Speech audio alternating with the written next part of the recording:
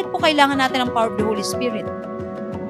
Because kahit gawin natin yung best natin sa preaching, i-preserve yung testimony natin, manalangin tayo araw at gabi, alam natin lahat yun kulang.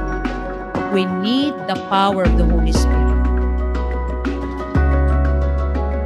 Mga kapatid, right where you are, isang beses na kayo sa linggo halos sa church, 3 beses at most, pero most of the times, we are outside the church. Pero ito yung lagi nating ikintil sa isip at puso natin. Kahit anong ginagawa natin. Tayo ay templo ng banal na spirito. At ang lamesa sa opisina mo, ang lamesa na ginagamit mo sa school, yan ang altar ng Panginoon kung saan ka naroon. We will never be able to manufacture and create revival. We will never be able to manipulate revival because only God can do that. But we have a part in as much as God wants it and can do it.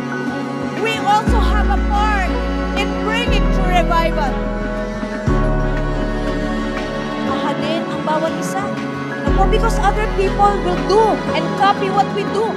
Pero ano po yung hindi nila makukopya? Yung pag-ibig na nanggagaling sa Panginoong Jesucristo. When revival comes, all distractions will be melted at maiintindihan natin ano ang mahalaga, ano ang priority ng puso